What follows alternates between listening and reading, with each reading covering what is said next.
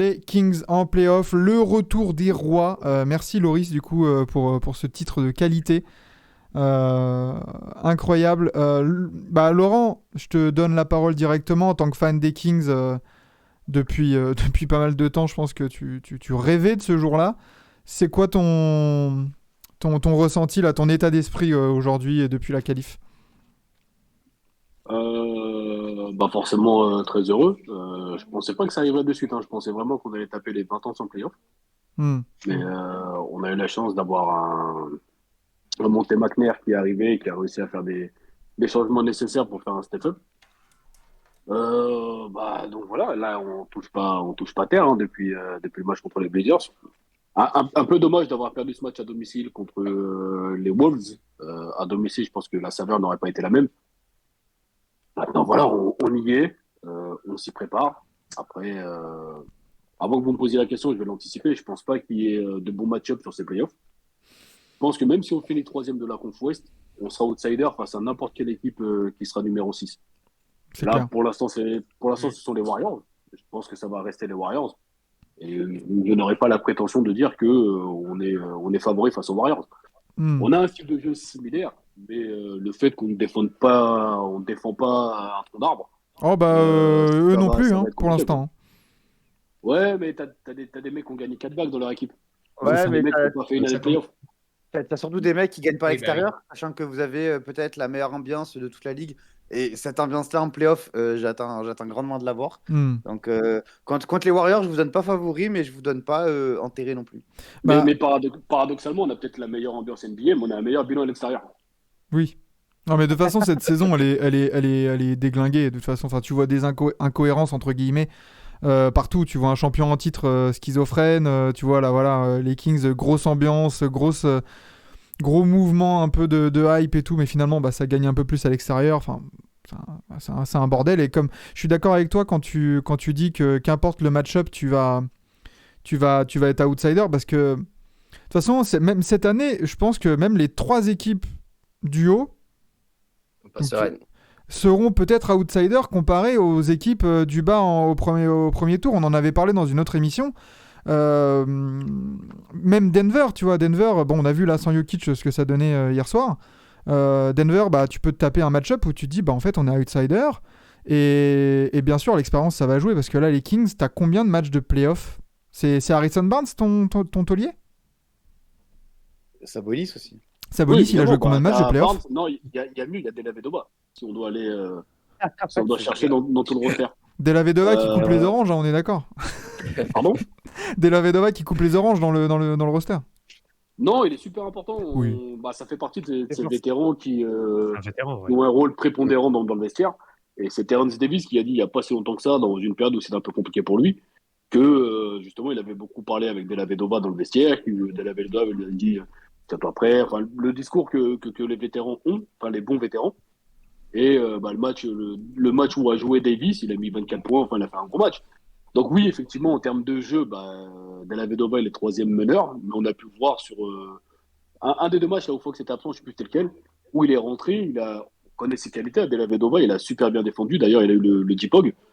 J'allais dire, ouais. Voilà, ça fait partie de ces bons vétérans, qui au final n'a que 32 ans. On a l'impression qu'il en a 42, mais il a que 32 C'est ans vrai et que qu'on le voit depuis quand, longtemps. quand il a l'opportunité de pouvoir avoir du temps de jeu, il apporte. Il fait ce qu'il peut. Ce sera jamais Fox, mais il apporte ses qualités et c'est très important. Et je pense que c'est pour ça qu'on l'a gardé en début de saison parce qu'on avait d'autres meneurs qui avaient été essayés, Quinn Cook et j'ai oublié qui était le troisième. Hmm. Mais c'est vrai qu'on a été surpris de voir Della Vedova, mais finalement, il fait partie, comme tous les autres, mais il est une pièce importante, je pense, dans le vestiaire de la saison réussie Ouais, des bien Kings. sûr. De toute façon, on sait que pour qu'une équipe aille bien et performe, t'as besoin de ce mélange un peu de jeunesse, d'expérience, les tauliers, les mecs qui savent comment aller vers les playoffs, vers les finales, etc. etc. Mais du coup, si on fait un peu voilà, là, on a pris un peu ton ressenti. Je prendrai aussi le ressenti des autres. Je pense que tout le monde est content hein, de voir Sacramento en playoff. Mais il y a quand même un grand monsieur dans ces nouveaux Kings. On va peut-être un peu faire un peu la chronologie des grands moments. Mais bravo Monte McNair. D'ailleurs, attends, Vlad, on a oublié quelque chose. Oh, mais t'inquiète, moi, ça va venir, C'est t'inquiète bon. pas. Mais voilà, Monte McNair, grand monsieur, bravo. Carrément. Enzo, vas-y. Moi, je voudrais m'excuser auprès de Monte McNair, mais très sincèrement, parce que je me rappelle, comme beaucoup d'ailleurs, comme énormément, lors du trade Ali Domas, l'incompréhension totale, un peu en mode mais McNair est fou, mais qu'est-ce que fout Wagner, etc. Et au final, c'est peut-être ce dont avaient besoin les Kings déjà pour être compétitifs dès maintenant. Et surtout, au final, tu ramènes un gars qui est legit dans la conversation à l'NBA. Donc, Bah Actuellement, il est septième. Actuellement, il est septième dans les rankings MVP. Ouais. Hein, c'est pas- ça c'est pas anodin, hein. les derniers rankings MVP, je réserve ma place pour en parler dans la radio libre après parce que j'ai un coup de gueule à passer. Mais bon. mais du coup, ouais, vraiment, genre, grosse excuse à Monte McNair. Même, je me rappelle que Zola, j'accuse, moi je m'excuse. La nomination de Mac Brown en coach, c'était pas forcément quelque chose qui avait fait l'unanimité également, surtout quand on voyait que tu avais à avoir peut-être des Snyder sur le marché, des ci, des ça. Donc, des Atkinson surtout, je me rappelle. Atkinson, ouais, exactement. Donc, franchement, il a fait des choix décriés. Il a pris des risques parce que Il a fait des choix couillus, en fait. Il a fait des choix couillus et finalement, il a mis ses couilles sur la table. Parce que un de ses premiers moves à McNair, c'est pas le trade d'Haliburton, justement?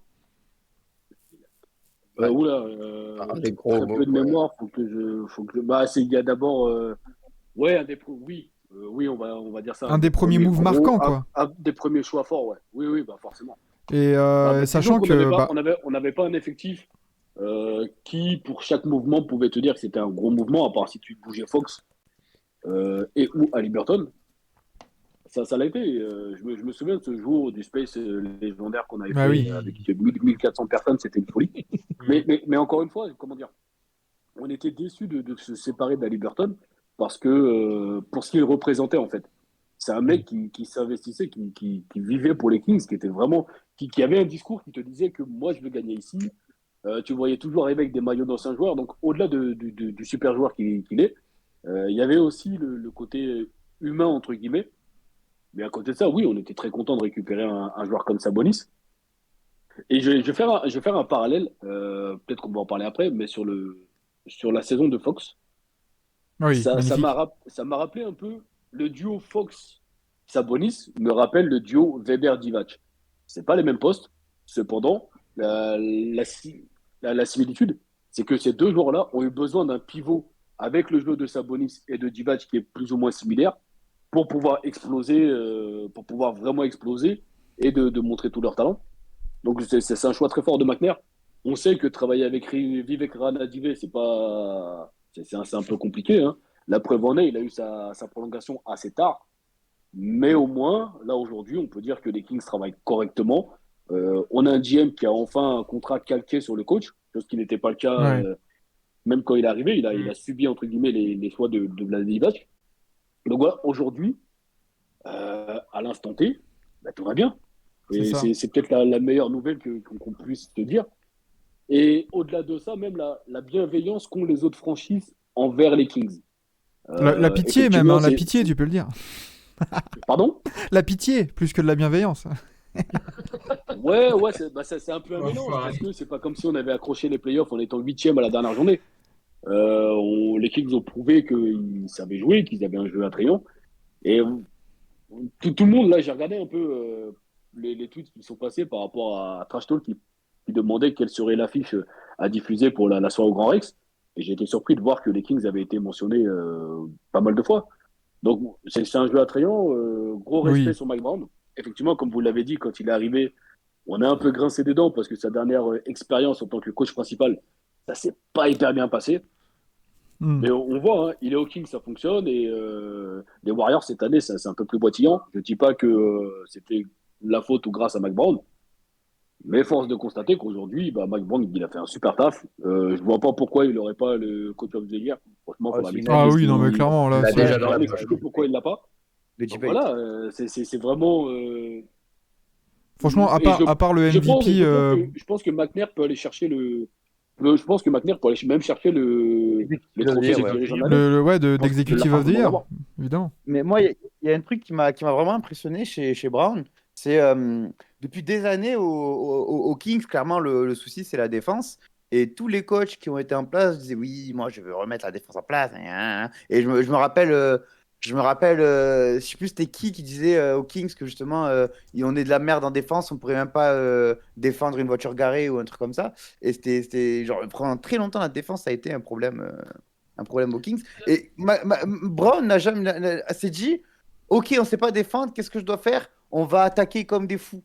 Et tu vois, c'est quelqu'un qui, je trouve, ne s'est pas pris pour le sauveur de cette équipe. C'est juste Hmm. dit, ok, je vais peut-être pas en faire l'équipe défensive de l'année. Tu vois, par exemple, je prends l'exemple de Billups. Billups qui est allé à Portland. Lui, il est arrivé, oui, mon équipe, c'est l'équipe défensive, on va faire défendre. Au final, c'est de la merde.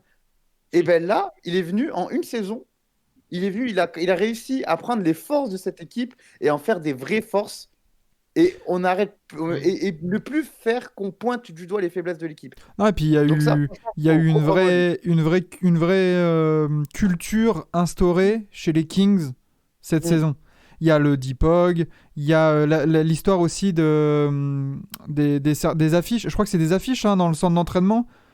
Avec, Ouais, c'est ça. Ouais. c'est ça, ouais. Avec, alors, je me souviens pas. Ça existait déjà à la grande époque des Kings, Ouais. où il le faisait assez souvent déjà. Après, est-ce que le fait que justement Doug Christie soit dans le staff et qu'il ait connu ça à l'époque d'Adelman, est-ce que ça a joué? Bien, Possiblement, mais bah, je pense. ça existait déjà ça. Il y a Jedi qui Ouais. nous dit non, ça sera Sean Marks, l'executive d'ailleurs. Je pense pas. Voilà, effectivement. Peut-être dans nos awards à nous, Sean Marks aura peut-être une place, mais on verra ça. Il faudra qu'on les prépare. Mais oui, voilà, en parlant du coup de culture et vraiment de philosophie chez les Kings, et ça a été. Enfin, t'as l'impression que là, les Kings, enfin, ils sont rentrés dans une espèce de sérénité et de. Enfin, c'est bon, comme t'as dit, il y a le contrat du GM qui est calqué sur l'entraîneur. Ils peuvent travailler sereinement, de manière un peu. Il y a la stabilité en fait chez les Kings, tout simplement. Bah, pour moi, c'est le plus important dans le sens où ça y est, ça y est, les playoffs sont là, c'est fini, machin, tout ça, la disette est terminée. Je pense que ça, déjà, c'est un gros ouf de soulagement. Maintenant, je pense que la deuxième étape, travailler dans la sérénité, on va finir la saison, peu importe ce qui se passera, peut-être même qu'on va se faire sweeper. Et encore, si on se fait sweeper, c'est pas grave en soi. On est qu'à la première année du projet. Ouais, c'est d'ailleurs il y a un sondage qui est en cours. Voyez, où est-ce que vous voyez finir les Kings en playoff? Alors peut-être. Et On sait jamais. justement, il y avait un truc à faire. C'était la question que je voulais poser à Laurent. Tant qu'à faire de filer la métaphore sur le Seigneur des Anneaux. Est-ce que tu te fais sweep au premier tour, tu sors pas de la comté? Est-ce que on arrive à passer les deux tours? Ou est-ce que carrément ça veut jouer pour constituer la communauté de l'anneau? Oh là là, C'est, magnifique. c'est... Belle métaphore. Tu as dû la travailler longtemps, celle-là. En voyant le titre tout à l'heure. Alors, là, à chaud, moi, je me dis qu'on sort pas du premier tour. On va D'accord. peut-être se battre, Ouais. on va peut-être gagner un à domicile à l'extérieur. Mais actuellement, je vois pas plus. Là, il y a une petite baisse de forme. C'est la fin de la saison, ça commence à tirer la langue, c'est possible. Oh, Comme je l'ai souvent dit, là, actuellement, ce qui se passe, on s'en fout, c'est du bonus en fait. Mm. C'est juste du bonus. Mm. Donc, qu'on joue bien, qu'on continue à jouer comme on le fait, on arrivera, je pense, à prendre un match. Je pense que le premier match, on le prendra à domicile parce que bah, la salle, ça va être un boucan. Et on y sera normalement. Enfin, oui, non, on y sera, c'est même pas normalement. Ça va être un bordel sans nom. Donc, on va prendre le premier, on va en prendre à l'extérieur parce qu'à l'extérieur, on est plutôt pas mal. Mais encore une fois, peu importe l'équipe que l'on affrontera, l'expérience d'en face fera que, même si demain on doit jouer les Clippers, ils font pas une super Ah saison. bah oui. Mais tu regardes le banc qu'ils ont. Nous, le banc, c'est. Même si j'adore les soldats qu'on a, les Trey Lyles, les Metu, les Malik Monk, mais le banc reste léger. Et quand on voit que le banc est bancal, on n'arrive à rien. Donc voilà, Mais C'est toi allez, qui vas light the beam, si ça gagne. si vraiment on doit sortir le champagne, allez, on sort les Warriors, ce qui serait une dinguerie en soi, parce que je pense que Ouais. après cette saison, si les Warriors vont sortir au premier tour, c'est la fin de. c'est la fin de la belle époque Warriors. C'est la fin du quatuor. Ouais, d'une dynastie, ouais. Ouais, voilà, je pense que c'est la fin. Je pense que Green se battra. Ça, c'est mon avis perso. Voilà, ce serait génial. Mais si on perd 4-2 de manière honorable, juste ne pas se faire sweeper, en fait, ce serait génial. Et le plus important cette année, c'est de se racheter une respectabilité. Dans le sens où Ouais. les joueurs qui seront en FA cette année, même si je ne crois pas que la FA, ça soit extraordinaire cette saison, pourront se dire, Non. ah ouais, finalement, venir aux Kings, c'est quand même pas Ouais. mal. C'est un environnement Oui, sain, et c'est c'est une une équipe vraie qui idée. joue. Ouais, voilà, c'est un vrai projet. Pas se dire comme des mecs qu'on a eu, des Ariza, des George Hill, à se dire, ouais, vas-y, on vient prendre le billet parce que forcément, l'équipe doit surpayer les joueurs pour qu'ils viennent. Là, tu te dis qu'il y a un projet.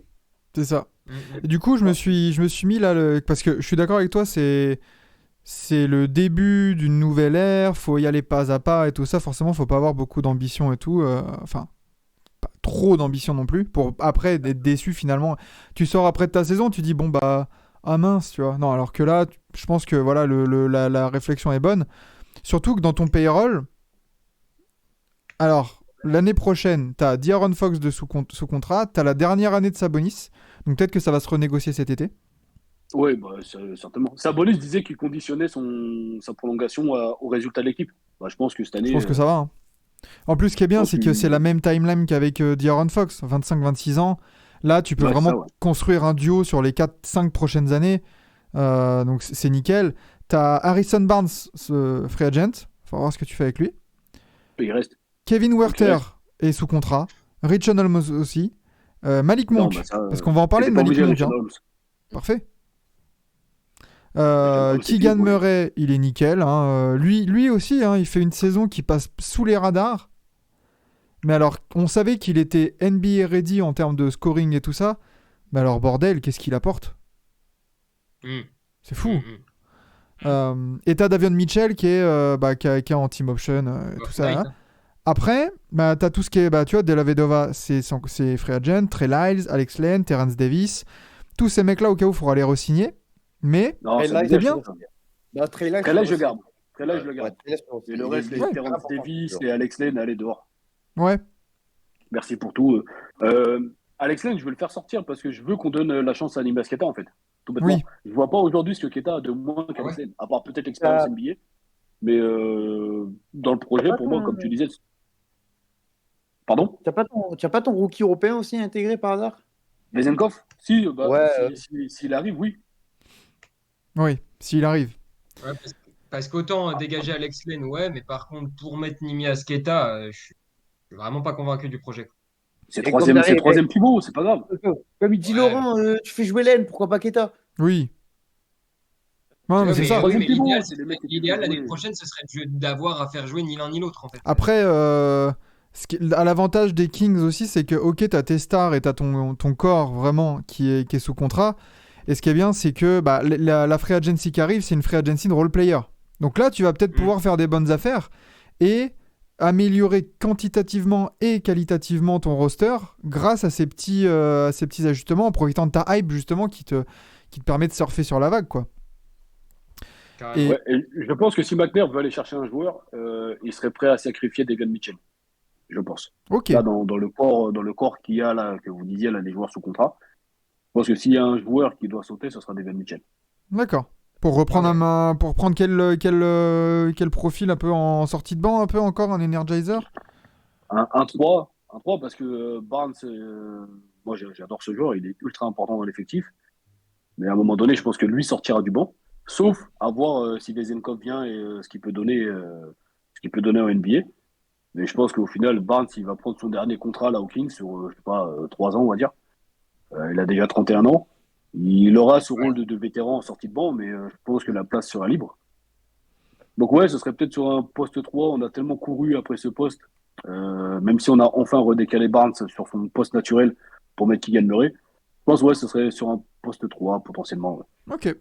Parce que là, du coup, on peut compter sur Monté McNair pour faire les bons choix parce que l'autre, il nous a sorti un petit Malik Monk en sortie de banc, récupéré Kevin Werther, nickel.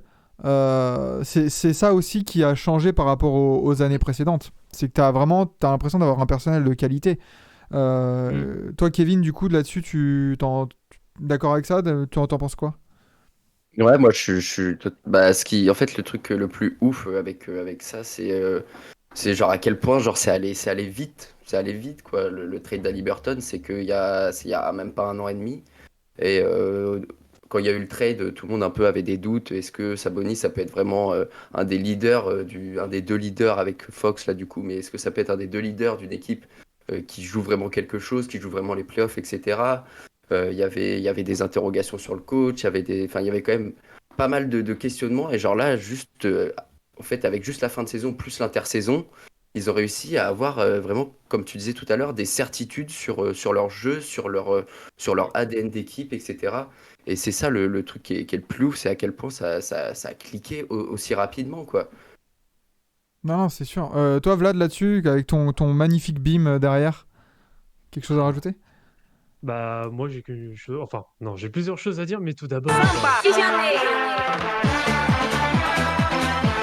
Quand même, hop, on va éviter de se faire strike pour Euh, copyright. quand même. Par contre, pourquoi il y a pas des gadgets en string dans ma chambre là, vu que la chanson, je comprends pas. Elles C'est sont pas là, forcément elles sont là, elles Bah, attendent la c'est fin à du cause- stream parce qu'après, c'est pas pour les enfants. Non, c'est à cause de l'Ukraine, ça, il n'y a plus de transport. Mais Oula, oula, là on dérape. Mais Oula. non, tranquille. Sinon, non, pour rebondir, moi je voulais juste rebondir parce que je pense que vous avez quand même bien ratissé tout ce qui s'est fait sur cette saison, mais c'est d'insister sur le point Mike Brown, qui est, je pense, plus que primordial, parce que lorsque il y avait eu l'annonce justement de son recrutement, bah, je pense que j'ai peut-être été l'un des seuls à, alors pas d'avoir d'avis négatif, mais de dire ouais, pourquoi pas? Parce que c'est quelqu'un qui, en effet, quand tu as une équipe comme Sacramento qui était un peu en perte d'identité, en tout cas, qui n'arrivait pas à trouver une véritable identité et tout, Mike Brown, alors malheureusement à ses dépens, notamment sur l'épisode Cavs fin des années 2000, mais c'est quelqu'un qui est parfaitement capable de donner une confiance mais entière à ses joueurs. Hmm. De dire, en effet, je vais imposer une philosophie. Bon, à Cleveland, c'était une philosophie quand même qui était très défensive de base. C'est ce qui a fait d'ailleurs le succès en 2007. Mais là, il a réussi quand même à métamorphoser. Alors, je pense que d'ailleurs, le passage aux Warriors y est aussi pour beaucoup. Je pense qu'il a quand même pas mal appris de son expérience avec les Warriors. Et en fait, voilà, il a mis cette philosophie. Donc, il a vu en effet que d'instaurer absolument une défense comme un John C. Billups a voulu faire à Portland, c'était pas forcément la meilleure des choses à faire, sachant qu'il avait un effectif qui était quand même très qualitatif, notamment offensivement Ouais, parlant. voilà, c'est ça. Tu joues avec tes qualités, tout simplement. Tout à fait. Avec une De'Aaron Fox qui, voilà, on le dit depuis un bail que c'est un mec qui a un potentiel All-Star comme pas possible. Alors, moi, j'ai toujours été le premier aussi à revendiquer son intelligence dans son jeu. Alors, en plus, derrière, avec un Sabonis qui est aussi un modèle très intelligent, avait un joueur, je pense que c'est l'un des plus gros QI qu'il peut y avoir à cette heure-ci dans la ligue. Oui. Voilà, si tu sais composer avec ces deux-là qui sont quand même plutôt complémentaires, en tout cas, c'est là aussi la force. Alors, ça peut être la force euh, comme ça peut être aussi un inconvénient au fur et à mesure s'ils n'arrivent pas à franchir des steps dans les années à venir. Mais c'est cette complémentarité justement entre les deux gars qui est très forte et qu'on a du mal à retrouver aussi. C'est plus un modèle qu'on retrouve comme on aurait pu avoir justement dans les années 2000. Et c'est là où justement j'ai un peu l'impression de retrouver un peu les Kings des années 2000, c'est que il y a un peu ce one-two punch qui revient clairement et qui est complètement complémentaire. Et pour revenir sur Mike Brown, voilà, c'est que c'est le gars, il sait faire confiance à ses joueurs. Alors, on voit De'Aaron Fox, c'est le joueur le plus clutch de la saison. Il n'y a rien d'autre à dire. L'évolution Et de De'Aaron Fox cette saison, ouais, la dimension qu'il a prise, elle est monstrueuse, exactement. incroyable. Incroyable. On passe d'un joueur prometteur, border All-Star, ouais, il peut peut-être, on voit des bribes, à un mec, comme tu dis, clutch de ouf, capable de porter son équipe, même sans Sabonis, etc. etc. Enfin, vraiment, un leader. All-NBA, tout simplement. C'est ça. On va en reparler des on lui All-NBA. reprochait justement, sur les dernières années, hein, ne serait-ce que sur les 2 dernières années, c'est ce qu'on lui reprochait. C'était justement, certes, c'est quelqu'un qui est capable de tenir une franchise, mais lorsque ça compte, c'était compliqué. Et là, cette saison, il a juste réussi à démontrer tout le contraire, à faire taire les critiques. Donc, Mais le problème, c'est que ça voilà. n'a jamais vraiment compté ces dernières années aux Kings. Mais ça aussi, hein. À part bah, peut-être sur la course en playoff qu'on avait là en 2019-2020, ouais. où en fin de saison, on se foire un peu, mais il n'a jamais vraiment eu l'opportunité de pouvoir courir L'occasion de après quelque courir. chose. Mhm. Bah, espérons que ça Ouais, soit la ouais, première ouais. année là d'un cycle, un cycle vertueux, quoi. Parce que ce qui est bien, c'est que tout ton groupe là, entre Keegan Murray 22 ans à Harrison Barnes 30, t'as un groupe à amener là sur un cycle. Ouais, Tu sens que c'est pas forcément un one shot, quoi. Vladimir Divac a essayé les one-shots, ça n'a pas fonctionné, malheureusement. Ouais. Là, McNair a fait les choses différemment, avec peut-être un projet à plus moyen terme, on va dire. Et ça fonctionne. Encore une fois, vous l'avez dit, hein, faire le choix Sabonis, on ne l'a pas vu venir, hein, parce que Hmm. même les autres franchises, après ce trade, avaient dit que bah, ils avaient été très surpris, parce qu'il n'y avait eu comment dire, aucun bruit de couloir Warning. Ouais. annonçant que Haliburton pouvait être disponible. Donc voilà, ça a surpris vraiment tout le monde. Mais comme vous dites, il y a de quoi bosser sur les prochaines années. Non, c'est sûr. Et c'est des choix couillus. On a vu les Raptors 2019, c'est un choix couillu aussi d'avoir trade DeRozan. Là, c'est un choix couillu qu'a payé. Il y en a certains, ils se sont cassés les dents sur certains choix, voilà, sur certains trades. C'est la loterie, mais c'est là où tu vois aussi la capacité d'un GM et d'un front office à faire les bonnes décisions, enfin à prendre les bonnes décisions. À C'est des bons Liberton, paris, hein. à Liberton, c'était plus facile de le trade et de le rendre disponible parce que tu avais D'Aaron Fox aussi pas forcément le même, enfin si, le même poste, quoi. Enfin, donc c'est bien d'avoir déjà ciblé les manques, parce qu'il y avait un clair manque à l'intérieur et de voir, il n'y avait pas vraiment de connexion 1-5. Là, tu l'as. T'as des mecs, bah, t'avais Harrison Barnes, hop, sur l'aile. Ça te permettait d'avoir un effectif un peu plus cohérent, plus équilibré. Et puis, bah, ça fait plaisir de les voir troisième, quoi. Très bien. Quelque chose à ajouter pour terminer sur le sujet Kings, messieurs?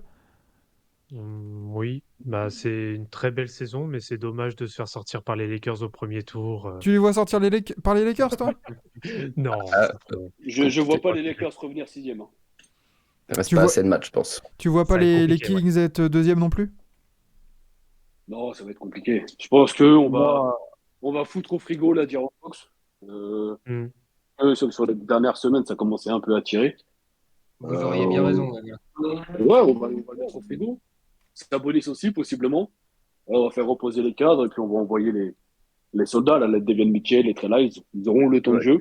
Euh, il va faire reposer a les plus gars. rien à perdre. On peut Tu vas pas se faire faire- tu- rattraper derrière. Les Suns, Oui, ils pourront pas rattraper derrière. Donc on est bien. Et on finit même champion de notre division. Ouais, Ce qui c'est était incroyable, ça Ouais. aussi. impensable en début de saison. C'est clair. Après, juste pour rebondir sur la saison prochaine, il y a aussi, comment dire, on fait une excellente saison là-dessus. Il y a pas grand-chose à dire. Mais il y a aussi le fait qu'il y ait des équipes qui se sont foirées cette année. Un peu comme tous les ans, vous me direz.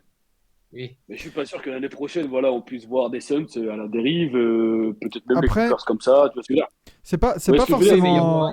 il y aura toujours d'autres équipes en question, tu vois. C'est pas Il y aura forcément tant toujours Oui, une il y aura défaillance, je Dallas pense. ira Par chercher contre, Tank, vous mais serez un peu plus attendu. Par contre, ouais, vous voilà, c'est serez ça. plus attendu. Mais tu Ça vois, qui va changer aussi. je parlerai pas de vraiment de défaillance, mais plus d'un changement de cycle. C'est que tu as des équipes qui Oui, arrivent c'est vrai. en bout de course et puis forcément, bah, tu as des nouvelles powerhouse un peu voilà, tu vois, les Nuggets, Kings, Grizzlies, Thunder. ça, c'est des groupes jeunes qui sont en train de pousser et qui prennent la place des vieux croulants, entre guillemets, quoi. Donc, Il y aura le Thunder aussi, là, je pense, l'année prochaine, possiblement qu'ils fassent une belle saison comme on a pu faire cette saison, parce qu'ils ont un hmm. groupe jeune, ils ont ce qu'il faut. Donc, ouais, j'aimerais bien voir ça. Maintenant, non, Lakers, je crois pas. Je pense que c'est plus ou moins, en tout cas, les affiches sont plus ou moins définies. Je sais Ouais, pas trop l'écart qu'il y a entre Warriors et ce qu'il y a derrière eux. ça, C'est pour ça que ça va être ça short, devrait hein. plus trop bouger. Ouais. Ouais. À moins qu'il y ait un La- gros meltdown de la part des Warriors sur les derniers matchs là. Ouais, je pense que ça va être compliqué Hmm. pour les Lakers d'avoir la sixième. Et Warriors qui joue les Spurs là, hein, ce soir, hein, cette nuit. Donc, Mm. Hmm. on Bah, verra on verra s'ils peuvent être sérieux. Le seul truc qui me fait chier de jouer les Warriors, c'est qu'on part à Sacramento là, mardi prochain. Et que bah, forcément, jouer les voisins, le prix des places, ça va être une Ah, dinguerie, ça va être incroyable. Putain. bah, quoi. On va se faire déchirer. Je vais balancer ma petite prono, mon petit prono, pardon. Vous passez les Warriors. Si vous jouez les Warriors, pour moi, Ah vous ouais? passez les Warriors. Tu vois, moi, Ouais. s'il y a le choix entre Clippers ou Warriors pour les Kings, je préfère largement jouer les Clippers parce que Sabonis dans la raquette des Clippers. Par Moi, je suis contre, Ouais, mais d'accord. on saurait pas défendre un Kawhi. Kawhi, il te mettrait 40 points. Ouais, Butler, mais il te mettrait 40 tu points. peux foutre du Werther, Barnes, enfin, ils vont Oula. pouvoir se débrouiller. Par Ouais, contre, mais ça par ne contre, l'empêchera pas d'en mettre 45. Hein. ouais, mais d'accord, mais après qui? Enfin, je veux dire, Kawhi il peut t'en mettre 45. Mais après, les Clippers, enfin, Ah, c'est compliqué quand même, je pense. moi, j'espère bah, Moi, je juste, préfère jouer les Warriors. Hein. Moi, pour moi, je suis j'espère d'accord avec juste, Laurent, tu passes ni contre l'un ni contre l'autre, mais je préfère jouer les je Warriors. trouve que les Warriors, Moi, t'as plus de menaces. Enfin, la menace peut venir de plus d'endroits que les Clippers. Hein. moi, j'espère juste qu'il y aura un game 7. Parce qu'un game 7 À à Sacramento. Sacramento, oh là Sacramento, là là Déjà, là là. déjà, Juste que ça. je veux voir un light de beam. Déjà. Oui, rien que en ça. playoff, ouais. Voilà. Mais quoi, comme, On, comme, comme je dis, on va aller sur le terrain, c'est nous qui allons l'allumer. On va forcer. Ouais, comme je dis voilà. On va comme se je dis filer. comme je dis sur Twitter, j'espère juste que la réalisation des diffuseurs ne va pas nous brider le son de Ah, la putain. salle, parce que très souvent, c'est ce qu'ils font, parce que sinon, on n'entend plus les commentateurs, on Ah n'entend plus oui. rien. Et là, j'espère vraiment qu'ils nous laisseront, pas tout le match, c'est sûr, parce que après ça devient Ouais. inaudible, mais vraiment les gros moments Ouais. où on peut sentir, parce que là, le shoot de Werther contre Utah, mais j'avais des frissons. Et je m'en bats la race de Sacramento, sans manquer de respect. Mais j'avais des frissons, parce que je me disais, Hmm. mais autant de gens aussi dévoués face à une franchise qui, au final, je pense, dans 95% des villes, une franchise échoue pendant autant de temps, la fanbase ne suit plus. Il y a vraiment un Surtout, soulagement là. Hein. surtout Il y a une dans un état culture, comme, ouais. surtout dans un état comme la Californie où il y a les équipes de Oui, basket, c'est ça pas les demande franchises pas. de sport qui manquent. Les Et franchises de surtout sport, que les Kings ont failli déménager. Oui. On surtout oublie un peu. qu'ils ont déménagé. Ah Surtout oui. que Donc, ça a non, failli déménager. C'est le seul point positif qu'on a sur David Stern concernant la franchise. C'est qu'elle a failli déménager, donc elle a connu vraiment les misères, cette franchise. Mm. Moi, je me souviens à l'époque, la finale de conf 2002 contre les Lakers, ils te mettaient un capteur de décibels à l'Arco Arena. Ouais. Chose qui se Ouais, faisait ouais, pas bah, parce que c'était une dinguerie déjà à l'époque. ouais. Comme on a pu le tweeter avec le compte des Kings, les joueurs sont passés, mais la fanbase reste la même, avec le même amour, le même dévouement, le même ce que vous voulez. Donc ouais, ce premier tour, peu importe contre qui, ça va être à Sacramento un spectacle de salopard. On a eu quelques infos là par-ci par-là. A priori, ils penseraient même enlever les parois du Golden One pour que à l'intérieur et à l'extérieur, ça puisse entendre ce qui se passe des Ah deux oui. côtés. Purée. Et Ah bon. ça, ça. Les parois Oh, anti-son là bordel. ou les trucs qui absorbent. ouais, en fait, sur le Golden One, la façade, c'est une paroi de verre qui Hmm. apparemment peut être enlevée. Enfin, ça Donc serait incroyable. c'est ce qui se énorme. passerait.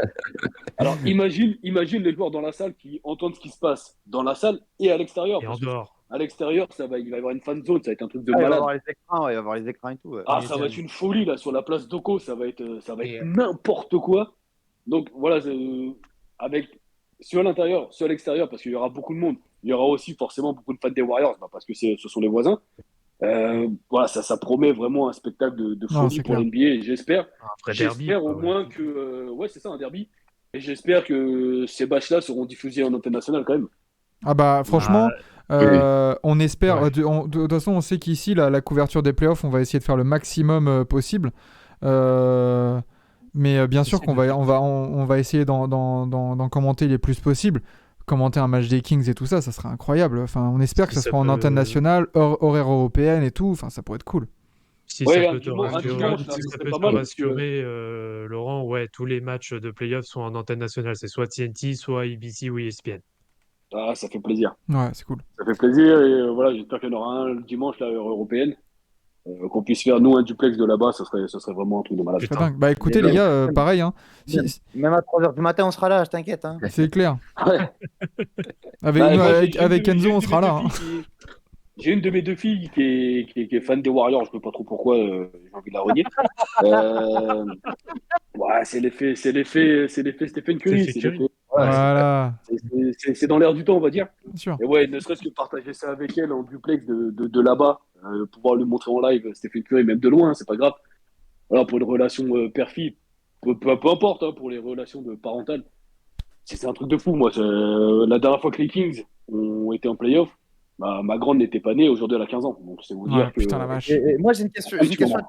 j'ai une question à te poser, Laurent. Non, je n'avais pas de cheveux, Enzo, si c'est ta question. Non. Mais est-ce que tu as prévu de racheter une TV cathodique? Non, Mais là, ça putain. devrait faire. Là, ça devrait faire. Je devrais pas la casser, puisque je sais pas si vous avez déjà raconté. Sur le Game 5, Game 6, pardon, Lakers Kings, j'habitais encore chez ma mère à cette époque-là. Ça passait sur Canal et on s'était tellement fait voler que j'avais pété la télé du salon. Et après, j'avais fait le canard, j'attendais devant Darty à 8h30 que ça ouvre parce que ma mère voulait me couper la tête. Ah bah, tu C'était vraiment m'étonnes. les grosses télés à l'ancienne qu'on n'avait pas, on n'avait pas les télés d'aujourd'hui. C'est dire si je suis vieux. Ouais, non, mais t'inquiète, hein, je les ai connus, les télés cathodiques aussi. Hein, les Euh, bonnes télés bien lourdes, là. Ouais, c'est ça, ouais. Les frissons quand tu passes le bras comme ça avec l'électricité statique Ah et oui, tout, l'électricité statique, là. Aïe, aïe, aïe. Quand tu branchais l'antenne derrière là, Péritel. pour la 64, la Quand tu- Péritel, pardon. Quand t'as Péritel. le 36-15 Kings, quand t'allais voir, moi j'allais voir les résultats sportifs sur le télétexte. Le télétexte, Ah ouais, incroyable Ouais. le télétexte. Oh là là. C'était fou, hein. C'est fou, le parlez téléphone. des trucs là. Ouais, vous êtes Quelle plus époque. si jeune que ça, les gars. Faut se mettre faut vous mettre ça dans la tête. Hein. Quelle époque, ça. Parlez pour vous, m'incluez pas dans vos délires bizarres, là, je sais pas de quoi vous parlez. On me dirait un grand philosophe, une époque formidable. Exactement. Ben voilà, donc Exactement.